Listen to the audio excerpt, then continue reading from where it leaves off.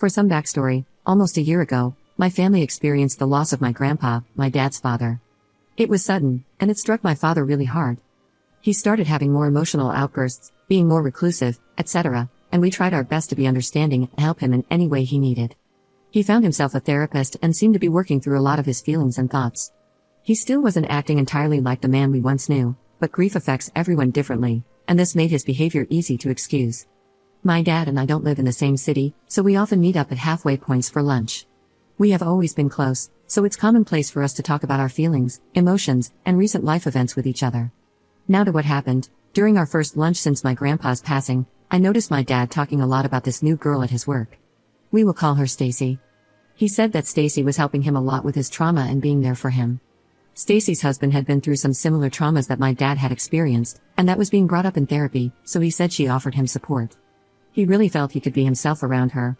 He made it abundantly clear that he did not feel he could be himself around his wife of 20 years, my mom by the way, but that he could with Stacy. I thought this was an odd comment to make, and I think this is where my suspicions of their real intentions began, but I knew he was struggling. It made me feel relieved that he had someone he trusted, though it struck me a little weird that she was 29, but again, sometimes workplaces can create weird and unexpected friendships, and with me being 26, I wondered if maybe he saw her as another daughter since I wasn't able to be around much due to distance. He assured me that Stacy was married to a man named Andrew. They were strictly friends, but in his own words, people from his work had started to think something was going on between them, so they had stopped talking at work and had moved to texting. He even went so far as to say later in the conversation that he thinks a strong marriage should be able to survive someone cheating.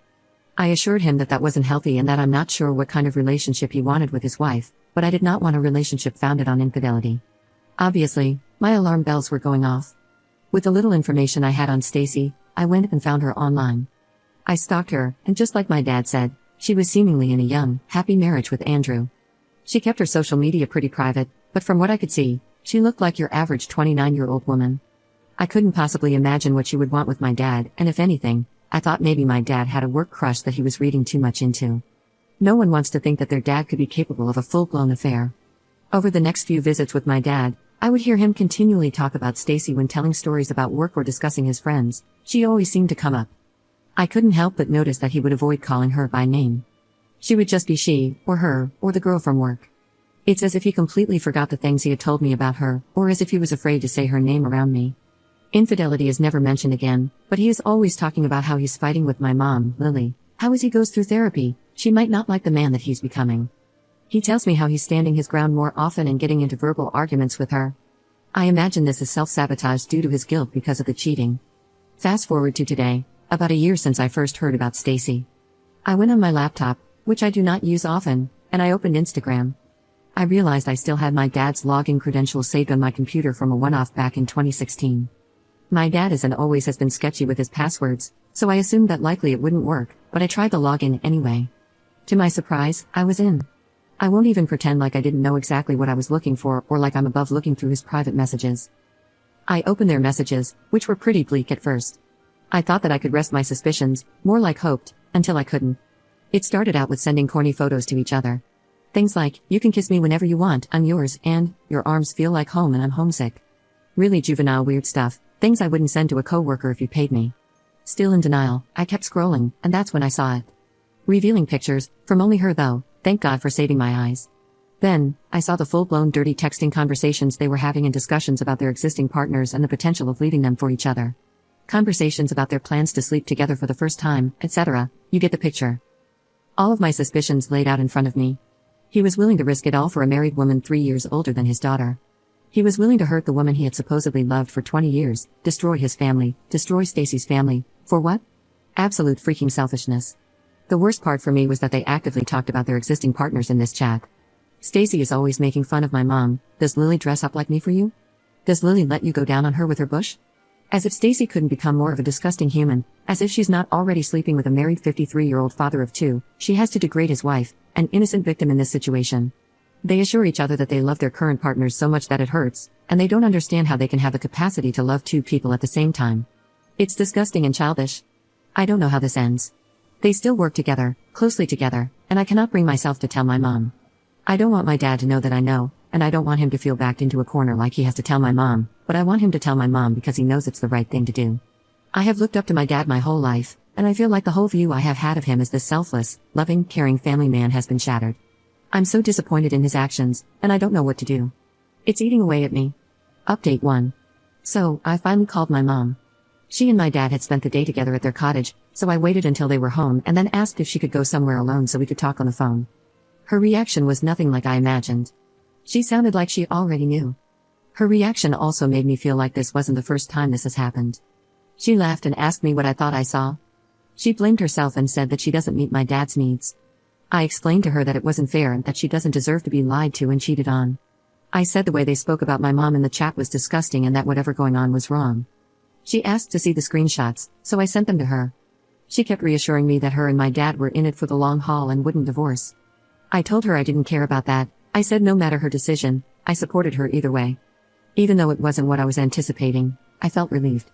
I felt like a weight had been lifted. She thanked me for telling her and said that I would always be her sweet girl. Everything seemed to be going well until she spoke to my dad and called me back.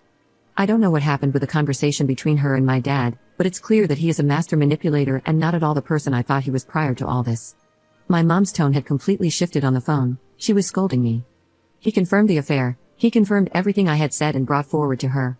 Somehow, they're blaming me. They're telling me I'm wrong.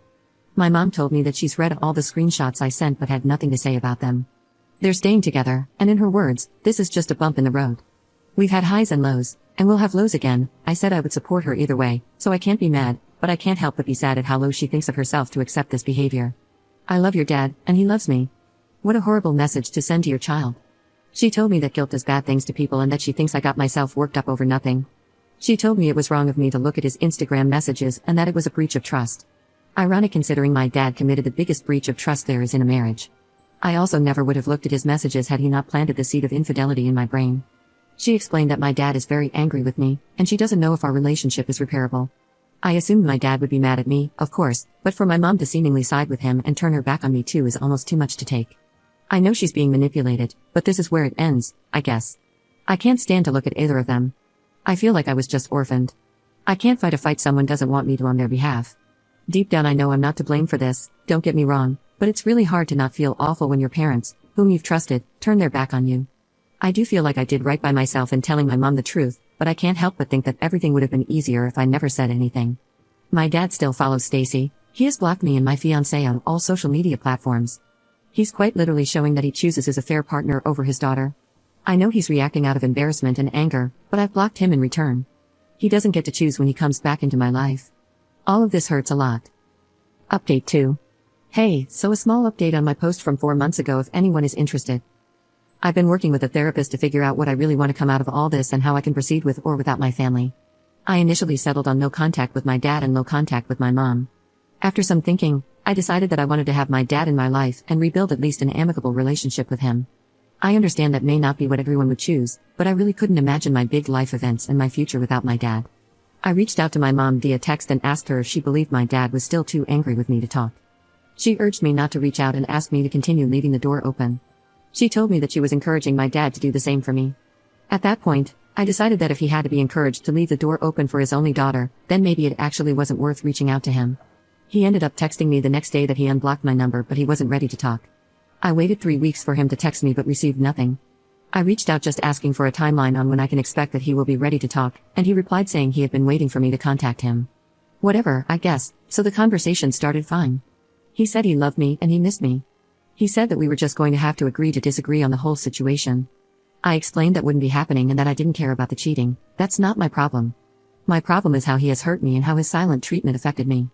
Obviously, this is not what he wanted to hear. I'll spare you all the nitty-gritty. The conversation ended with him saying he was mad at me because I didn't come to him first and give him a chance to come clean, but in the same message said that if I had kept my nose out of his business, he would have taken this secret to the grave, and that it was me who hurt my mom because I told her. He repeatedly demanded that I apologize to my mom for hurting her and apologize to him for betraying his trust. There was a lot more to the conversation, of course, but to wrap this all up, I doubled down that I did nothing wrong. He is the one who betrayed his wife, and if my mom would like an apology, she is more than welcome to reach out to me directly. Other than that, we're done here. His number is blocked, and I don't plan on unblocking him. I feel confident in my decision this time. I don't feel like him and I are existing in the same reality. I don't feel like he's the dad I once knew. Sorry this is so long and not a happy ending at all, but it does feel nice to get this all out here.